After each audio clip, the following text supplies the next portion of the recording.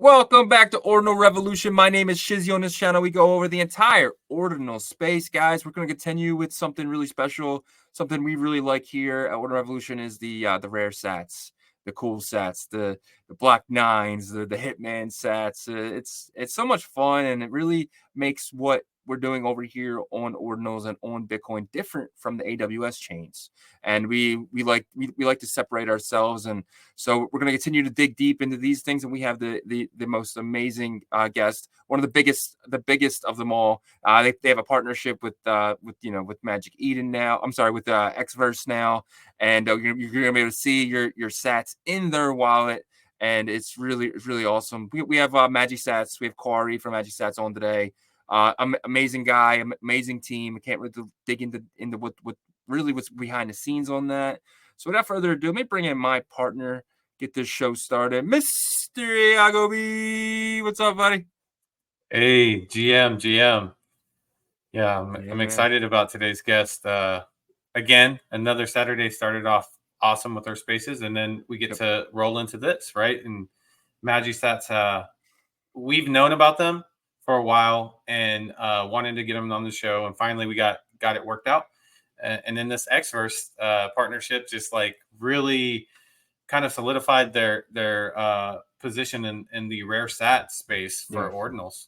Yeah, and like how amazing as a user now. We no longer have to go to sites and put our wallet address in. We no longer have to like connect to like sketchy sites and stuff like that. We can actually just go in our wallet and see, oh wow, the Bitcoin I just got from Coinbase or the Bitcoin I just got from Binance has an uncommon in there. This is crazy. You can sat hunt using your freaking Xverse now. Yeah, that's awesome. And yeah, I mean, I think Magisats definitely established before the Xverse partnership. 100%. So their website definitely safe from everything that we tested. Yeah, but the other, because I mean, I think that's, you're speaking from more of like a user, like average user mindset, right? Like every time you have to connect your wallet, you do have that light bulb that goes off, and you're like, yeah. But like, I do agree. I think that there's a great option now to where their partnership allows, because it's all about convenience with everybody. Yeah. As time goes on forward, society just wants more and more convenience, and that's what this brings. But 100%. If you are a researcher like myself, then you can go to magisat.io and dive deep into, what they consider rare sats and their kind of catalog of rare sats and stuff like that. So definitely good options there for Magisat. And Magisat is where I bought my first uncommon and my only uncommoner now. So it's definitely a place to go to if you're looking into that stuff. It's a service. We love services here. So that's really cool. But my point was, like, even when I connect to Magisat, I'm like, did I type it in right? You know what I mean? Like, one letter off, and you know what I mean? You're connecting your wallet to what you think is not the site that you're connecting to. But like 90% of the time it's right. But that little feeling every time you hit that connect wallet button is always a little thing. But this is, like I said, just a way around that in a quick, easy way. So 100%. Let's bring him up. Quary, how you doing, buddy? From Magisat, founder of Magisat. Man, how's it going? Hey man, happy to be here. Yeah, everything's good. We're taking like 1-2 days to just be happy about what Xverse announced, and be happy that people can now see their rare sats and exotic sats in their wallet. I mean, I think that's amazing. I think it's the first big step for bringing Magic Internet Diamonds, as we call them, into the mainstream. So yeah, just being happy about my weekend. How about you guys? Yeah, man. I actually came across that without knowing. I was in the Xverse wallet and I hit the rare sats button. And I was like, whoa, what is this? I asked Yagobi about it. He's like, no, dude. He's like, they got to deal with Magisat. I was like, oh wow, that's awesome. But yeah, well, let's dig into you real quickly. On the show, we love projects. We're doing dig deep in the Magisat. But first, we like to get to know the person. We have to know who we're talking to. Let's take us back to as far as you can and kind of lead us up to the first time you heard about Bitcoin. I think that would be like much more earlier than I've actually invested in Bitcoin. I think I've heard about Bitcoin back in like 2013. But back then I was just a student, or I think I just finished high school. So I didn't have any play money to throw in Bitcoin back then, but I've read about the technology. Was doing the computer science faculty, so I understood part of the concepts even back then. And when I really stepped into the market, it was like 2017. I think that's the year when most people joined in the like ICO craze and stuff like that. But I've managed to stay away from shit chains like after 2017. In 2017, being new to the space, I declare myself guilty of aping into all kind of shit. But after that, I managed to understand the properties and the value of Bitcoin network, and pretty much stayed away from the rest of things out there. And to be fair, I was a little bit disappointed that that Ether had much more control in terms of programming over the chain. But with this year, I'm super mega excited and hyped because we're seeing more development in the Bitcoin network than ever before. And I don't know. I'm just very, very bullish about ordinals, about these newfound assets, which are rare sats, and it's happening in on the Bitcoin chain, which is amazing. Yeah, that's. I 100%. mean, you hit the nail on the head with that. You know, especially I feel like this industry that's starting to really just starting, but it's also going to catch very fast, in my opinion. Coming from someone that has family in the traditional tangible collectibles industry, this is something that NFTs and digital collectibles needed. It needed some additional attributes to be able to make it feel like more sought after, right? More collectible. And that's what I see rare stats being, right? So did you kind of know right away when you heard about the concept of rare stats, okay, that's what I'm going to go into, that's what I want to build on? Or did it kind of just fall coincidentally into your lap? How did that look like? So my backstory with rare sats is kind of interesting. Um, just a little bit of parenthesis. I've been in the software industry. I own an outsourcing company dealing with Web3. So I'm pretty much like following the hype. And in the beginning of this year, I've seen ordinals. One of my partners told me about them. He told me that they're on Bitcoin, so we immediately jumped to see what's up, to inscribe some collections early on. And we managed to inscribe like an under 10K, an under 100K, sorry, collection. And we discovered like in couple of weeks that by pure luck, like complete accident, 20 of those pieces in the collection were inscribed on pizza sets.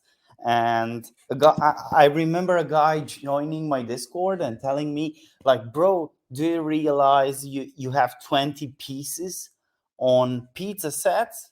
And I was like confused, like, what's that?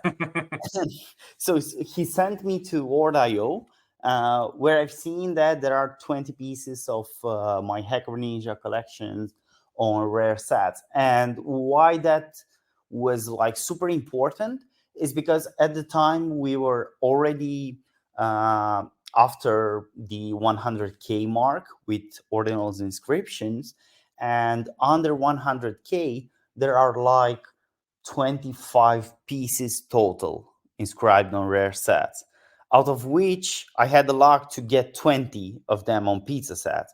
And it was like complete pure accident.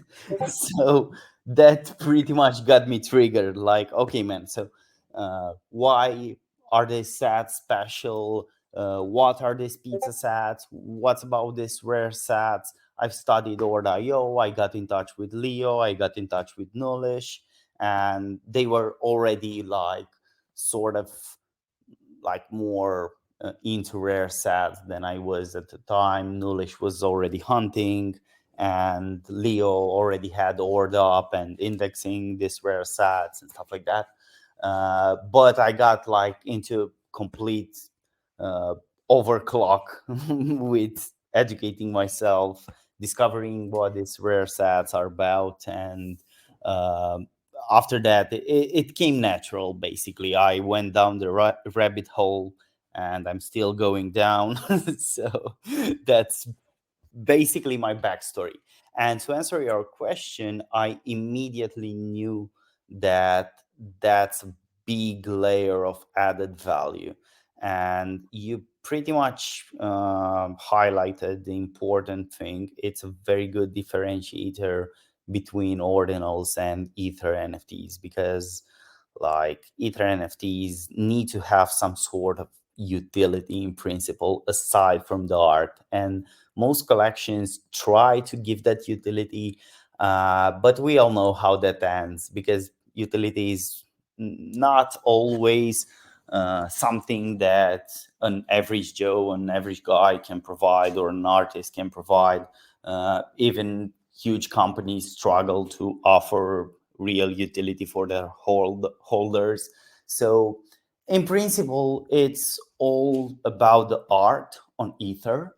But on Bitcoin, we also have rare sats. So it's about the art and the canvas and the intrinsic value of the NFT here, which is amazing if you ask me, because it really gives an extra layer of value to your collectible right off the bat. Awesome. Yeah, I agree. Actually, I think that it brings that rarity, not from like an attribute on the actual art, but from, like you said, the canvas and time and date. And that, as you know, in all collectible industries, like the traditional ones, time matters, history matters. And I think that was the biggest kicker, was that these stats can be dated back to a specific event. So yeah, I mean, really, really excited for this industry. I think it's going to be a multi-billion-dollar industry. But we'll kind of have to see how it plays out. I'm trying to get my family like, hey, look, this is happening. But they're like, oh, crypto again, Bitcoin again. So yeah. I mean, that's the general reaction in the bear market. For some reason, everyone wants to buy Bitcoin at 60K, but not at 20K. So exactly. All right, let's dig into Magisat. How did it start? How did it come from? Obviously, you were talking to those guys, Leo and stuff, but like from your point of view, like why did you start Magisat, and kind of like explain what it is and where it's going? yeah, definitely. So first of all, after I made my due diligence, let's say, I've started hunting. I called like two or three good friends. I told them about these rare sets. I told them that to me, there's a nice window of opportunity when not a lot of people hunt for rare sets.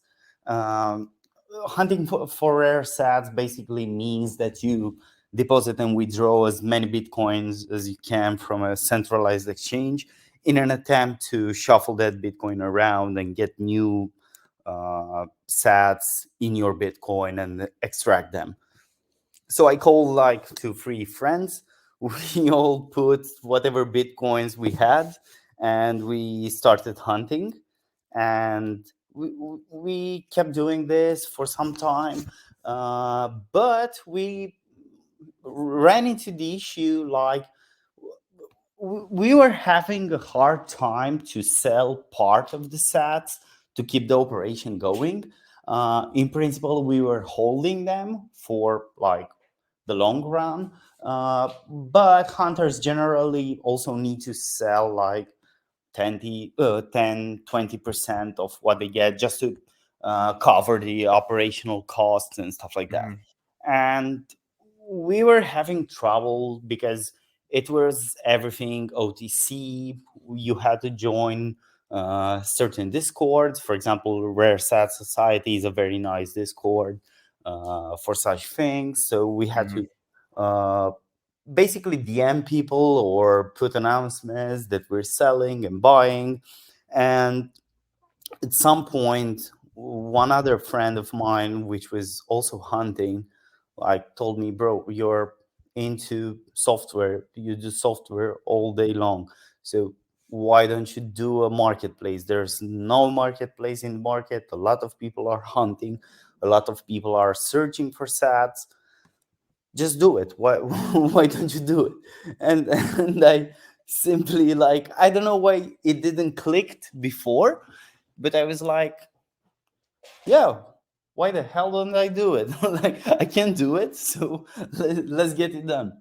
And that's basically the whole story. It's not anything like super interesting. It's simply not seeing the great idea until someone actually points it out to you, and then you're like, yeah, man, you're 100% right. So I've started building Magisat. We are quite experienced in software development, so it took like 1 month to get it out there. Of course, it had some features that were missing at the time, like you could only buy and sell. We didn't have isolation tools as we do now. We didn't have those many filters, that many categories and stuff like that. But then we started to really get that overdrive and start developing and adding features, adding categories, adding more stuff like sweeping the floor. We're adding bulk listing in like a couple of days, more categories, and we're basically just moving full speed ahead right now. So yeah, that's basically the backstory of Magisat. Awesome. Can you dive into the team a little bit? How many of you guys are there, and what are the different tasks? Yeah, so we're 4 guys.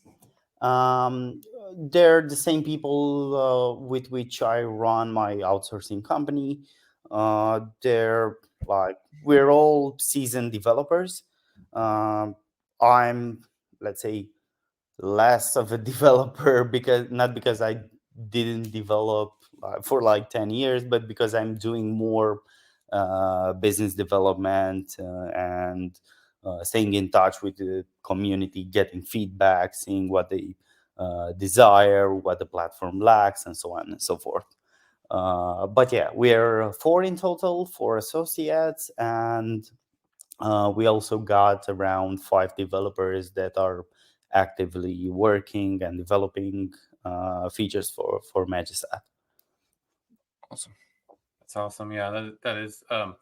It's. I think it's just such a great opportunity at this stage because, like I said, having collectability in my family or that market, you're so early for this. But I have a question for you from a computer science major that you said I believe, if I'm correct, that's what you said that you studied. Yeah. Do you feel like Bitcoin and ordinals are more attractive to the traditional computer developer or software developer because of they're more familiar with the languages they can use, whether that's JavaScript or Python or C++, whatever. They're not having to like worry about smart contracts like right off the bat. Do you think that can onboard more Web 2 developers? What's your opinion on that? I think there are 2 categories of developers. Um, the first category is made out of people which are actually passionate and like what they're doing and are constantly exploring stuff. I think it will definitely appeal to that category. The second category, or as we call them, old developers, they're not necessarily old, but they have that conservative mentality. Like, they stick to their programming languages. They don't really explore new technologies, stuff like that. I'm not sure if it will appeal to those developers. But to be fair, in blockchain development, we have more people from the former category than the latter. So I think it will appeal to developers. And there are some interesting challenges when developing on Bitcoin, especially because you don't have smart contracts. So you have to break down everything into like this really simple steps and rely on the technologies that you have, like PSBTs, um, like oracles and stuff like that. So you're dealing with a challenge when you move from Ether to Bitcoin, because that's what we did as well. We were like Ether developers, and Ordinals brought us to Bitcoin. And yeah, but it's a nice challenge. So for us, it was super exciting to discover Bitcoin technologies, libraries that we can use, and stuff like that. So I think it will appeal to developers, especially to blockchain developers. Yeah. And one thing real quick is, I think having more of the passionate developers over here is a good thing, because over on Ethereum, you can plug in the smart contract, and the monetary aspect of it is kind of easy, right? Like you plug in a smart contract, you have a concept. Over here, it's more like, okay, like the monetary side, how can we plug in like the payment side of things? It's harder, like you're trying to figure that out. But it will bring over more passionate developers to build applications that people just can use, right? They're not so focused on like how they can monetize right away. Now, eventually that it is a business model, like for most people. So eventually that will come in to play. But I love that there's more passionate builders or developers. That's just my opinion though. So I think it's going to help. I think you're 100% right. I mean, in the first wave in general with new technologies, there are good developers that need to understand, need to research, and are passionate about what they do. And only after it gets into the mainstream, in the second line, there are this like common developers that are just plugging in stuff that's already built and playing around with it. And yeah, indeed, that's usually more focused towards getting something done quickly, bringing it to the market and getting profit. So we're not there yet with ordinals, which is a nice time to be in ordinals, in my opinion. Gotcha. So I have a question. Sorry. So you mentioned sat hunting, right? Could you explain what that is and like how you did it, for people who don't know, and kind of like and what was like the rarest sat that you personally hunted? Yeah, so set hunting is, in principle, trying to shuffle your Bitcoin. So you have, let's say you have 10 Bitcoin. You scan the Bitcoin, you see if you got anything in there. You can do this, for example, on Magisats. You just paste your address into the big search bar, and you'll see in your profile, in the address profile, if it has any rare sats from any category that's on Magisat. After you do this, you can extract whatever you like. For example, let's say you have a few uncommon Satoshis, which are the first Satoshi in the Coinbase reward of every block. And those are valuable by virtue of being in the Road Armor rarity, like the rarity ranking introduced by Casey. Then you have to extract them. So we also have like a tool, a button in Magisat. You click isolate Satoshis, and we create a transaction in which you extract those Satoshis, and you have the option to put them in another address or wherever you want to store them. After you do this, the aim is to swap your Bitcoin, which are assuming that you extracted the rare sats, which are now made out of common sats. Common sats are like the most of the Satoshis are common sats. We have like quadrillions of common sats and only a handful of special sats. So you want to get rid of those sats and get the same amount of fresh Bitcoin from somewhere. Now you can do this with centralized exchanges, for example, but you could also attempt to do this with bridging Bitcoin to Ether and back. So whatever you think is less risky and works better and with lower fees for you. I chose to do this with centralized exchanges for convenience and because they had like easy to use APIs, so I could automate this.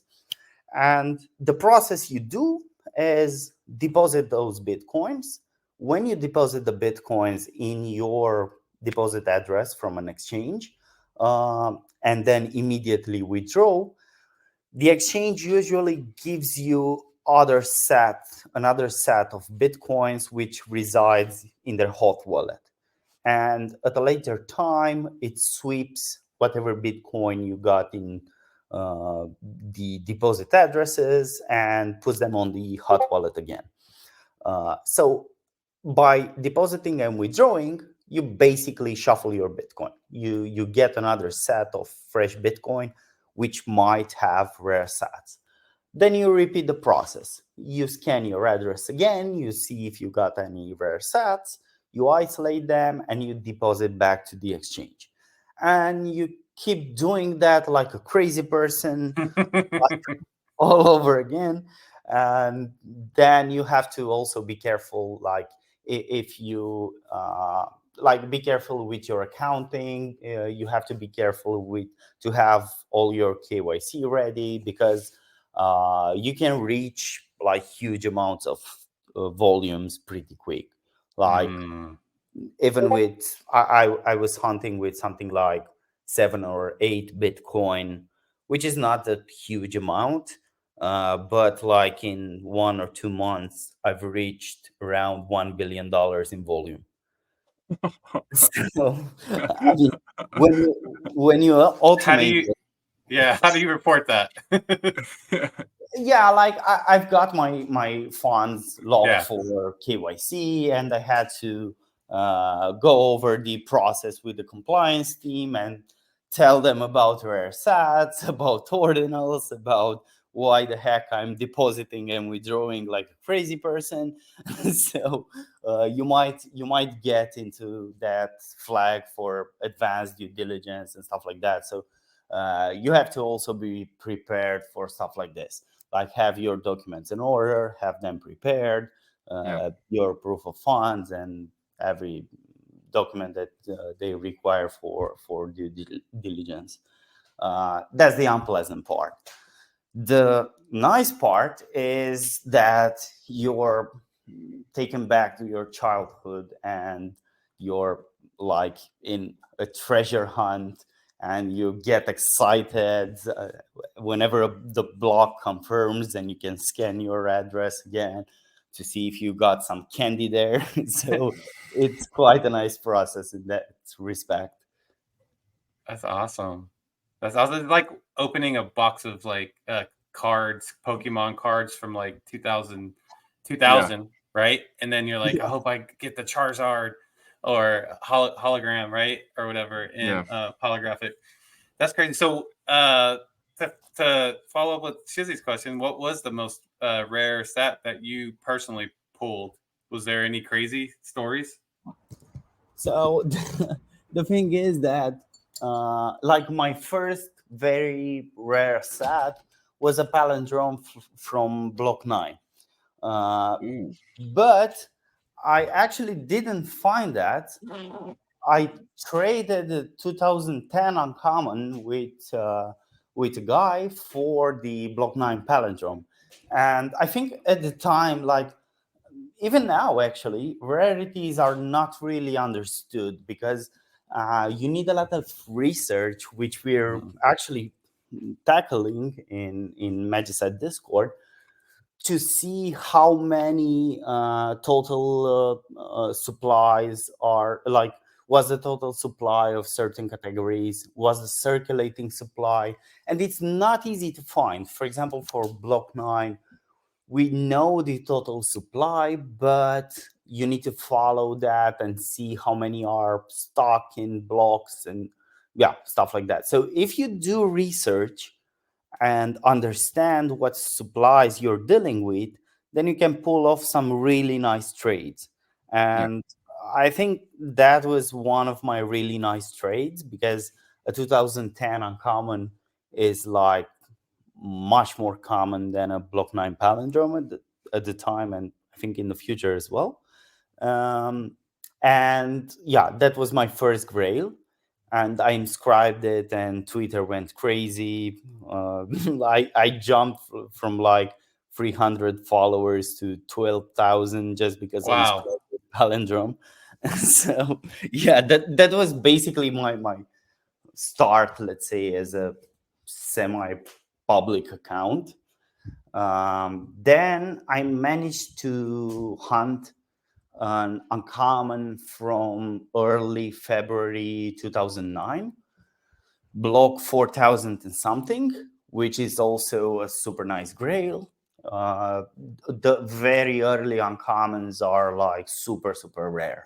And I think there was no uncommon inscribed under block 10,000 or 8,000 until like last week, when Bugatti inscribed a block 3,000 and something uncommon.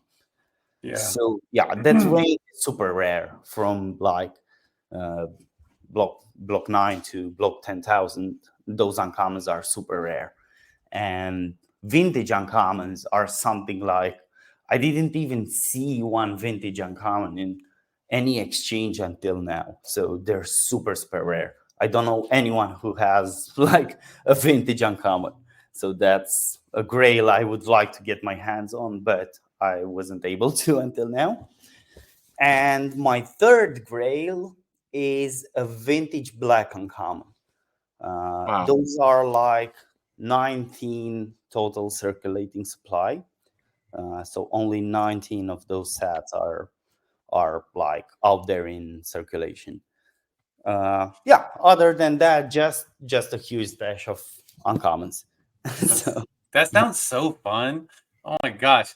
So sorry, Shizzy, I have to ask this question, but like, okay, so like you said that you guys were using 8 Bitcoin around there at first.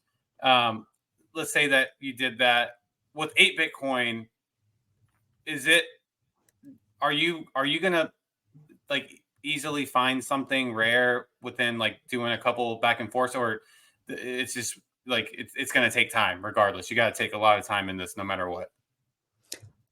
So first of all, it depends on whether you automate the process or not.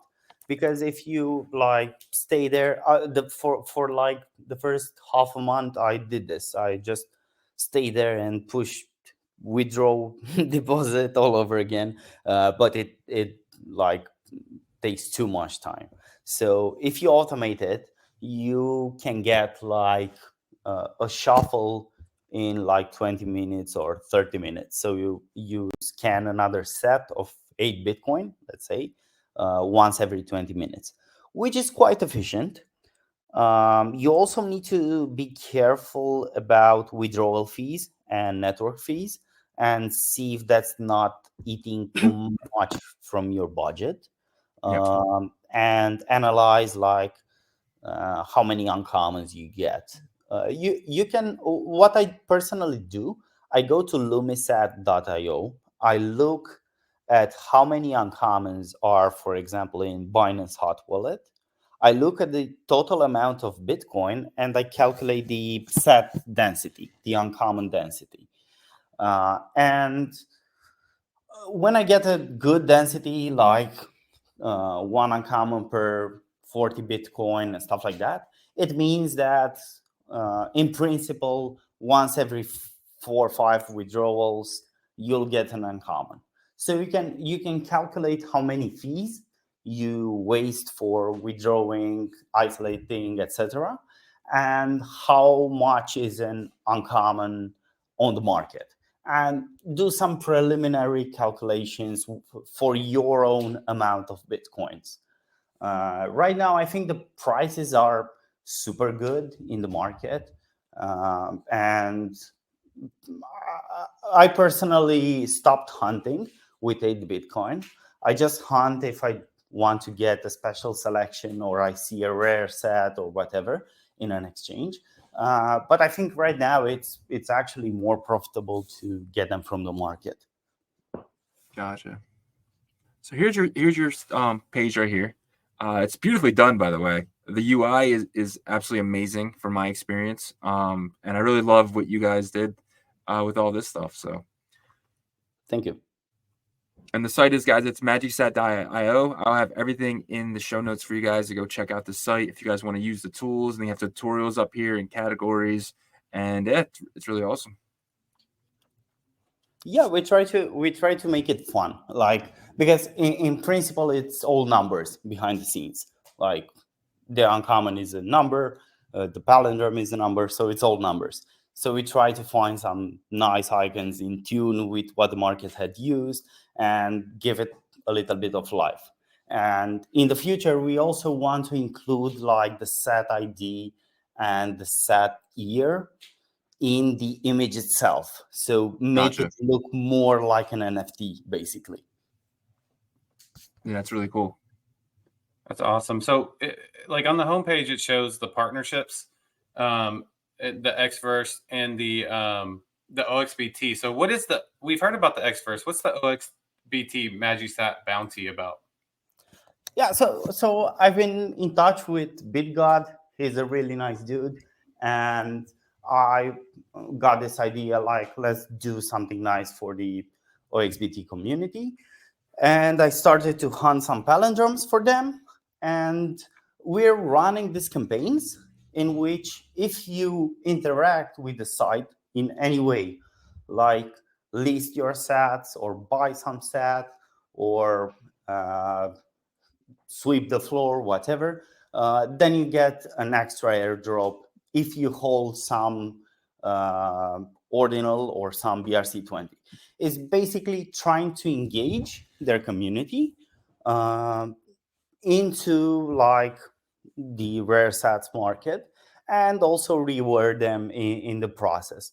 It's like a low effort to participate and not a huge reward, like 2 palindromes or something is not a huge reward, but it gets people interested. And I think it's important to like give them that small push to have them like at least look over rare sets, read a little bit, even if it's like one paragraph, and they might get interested, because I know that this is a super interesting class of assets. And I know that all you might need is to open the website, get captivated by what the hell is happening here, and then you'll be like descending the rabbit hole very quickly if you start liking what you see. Awesome. Yeah, I mean, I you know, Shizzy knows that I'm really big on the rare stats. He obviously got an uncommon. I'm just trying to figure out which one I want, because like I want to save a little bit more Bitcoin and maybe get an earlier year, because I know how collectors think, and collectors definitely want the earlier dated one. So I love it, man. I'm excited to see where this industry goes, because I know it's going to boom. Yeah, it's exciting. There's one more reason for wanting an earlier uncommon. And it has to do with miners and mining pools. Like if you open mempool.space, you'll see that around 60% of the blocks mined are isolating their rare set, the uncommon set. So that's like, on one hand, a super bullish indicator.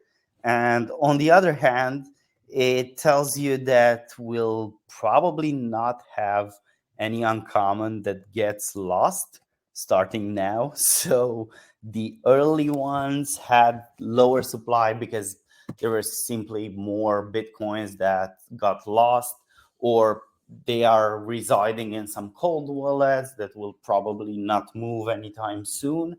But with newer uncommons and with like 60% of mining pools isolating rare sets, you'll have like a good influx of new uncommons on this market, while that's not necessarily true for the older ones.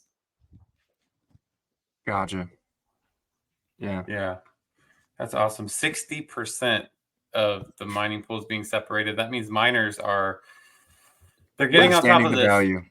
Yeah. We got Ant pool that does this, like Binance pool, F2 pool, Luxor, like the biggest mining pools out there do this.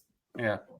And the centralized exchange Yeah. pools that are doing it, they know what's Yeah. up. So this is going to be a big narrative for the next run up. I love it. I love it. I love it. It just makes it so much more fun for me. It does. Has any big exchanges come to you for help with this, or that they just kind of doing it on their own? No, I think they have all the necessary Yeah. tools to isolate. Or I think bigger exchanges simply don't want to bother isolating the rare sets, and I think they're like, but they definitely know about them. But I think they leave them there just because it lures like a lot of inflows into their exchange. Yeah, for the volume, yeah. Yeah. Because it's weird, it's a duality. On the one hand, Binance doesn't isolate their rare sats from their hot wallet, but on the other hand, Binance pool isolates the uncommons. So they definitely know about it. Gotcha. Well, all right, man. This is part of the show. We kind of give you the stage to talk to our community. You can use this time for whatever you want. Yeah. So in principle, what I want to tell people is that, like, take your time, do your research, look into this. It's super exciting. It's super playful part of Bitcoin. I think it will grow even more. We're in the price discovery era. We're in the era where we research circulating supplies, types of rare sats. It's super nice to even get engaged in the conversation, to brainstorm new categories of rare sats. It's also sort of like a treasure hunt. If you start hunting, I bet that you will be excited. Each time you scan that address, it's like searching a box with candies for your favorite candy each time you withdraw. There's also a nice window of opportunity to hunt rare sats. Because if time goes on and more hunters join, there will be worse densities of rare sats. So it's super nice to be early on in the game. Yeah, and I think it's like a super good asset because it's evenly distributed among Bitcoin holders. We don't got like the same plays as with tokens where teams hold like 90% of the supply. That's simply not true for rare sats because they're evenly distributed among Bitcoin holders. So I think it's a less riskier asset than your common token. So that's like worth looking into. Definitely do your research before you pull the trigger. I'm striving to put enough materials and tutorials on Magisats for people to know what they're buying into, what these rare sets are, what the categories and the supplies are, and so on and so forth. So I'm happy if anyone wants to join the effort. Like if you got something interesting about rare sats, some interesting tool developed that works with rare sats, I'm on Twitter. Just hit me with a DM, and I'm super happy to talk about this. If you got a service like something like inscribing service and you want to inscribe on rare sats, we just rolled out our API, so people can do that automatically through the API. They can buy or sell or list rare sats. So yeah, let me know if you're a builder, and yeah, power to the builders. Power to the builders. I love it. Awesome. Thank you so much, man. We really appreciate you. We really appreciate what Magisats doing for the community and this this entire Ordinals thing we have going on here. So I just want to thank you for that, man. Really appreciate you. Thanks a lot for having me. It was a super nice show. Thanks. Awesome. And if you guys have any updates or anything in the future, please hit us up. We'd love to do a round 2 with you and your team. So definitely. Yeah, definitely. We'll be in touch. Thanks. Sounds See good. you, Quary. Have a good one. You too. So that was fun, exciting. Definitely something this space has needed, and we have it now. So that's definitely really cool. Yeah, definitely makes me feel like a kid again. Like whenever I would open those baseball card packs or basketball card packs, and it's just like a new thing, right? So I got to figure out my strategy though, because definitely got to, for me specifically, I want to have a strategy, make sure I'm not like burning too much on fees and all that stuff. Yeah, definitely. But he did say they're taking out the uncommons now. So it's like, because I mean, yeah, you can get something rare, but like getting that uncommon would be like, oh man, get that. It's like a Jordan rookie card, right? It's good the comparison. So exactly. And I'm gonna weigh down the pros and cons. I might just get it from the market secondary right now because it's so cheap. In the bull market, it probably make more sense to be able to go back and forth and see, because then you can sell those right away off the market. But yeah, I love it, man. I love Ordinals. I love everything that's happening right now. This is just another example. If you guys want to check it out, definitely go to magisat.io. I'll have everything in the show notes for you guys just to click on, so you don't really have to type anything in. So so thank you guys for watching, listening. We're on Apple, we're on Spotify. You can't watch, you can definitely listen. We appreciate you guys. Please hit that sub, please hit that like, hit the little bell icon, because we put out videos very randomly every single day. So that's it. Yep. Have a blessed weekend. Peace. See you guys. Peace.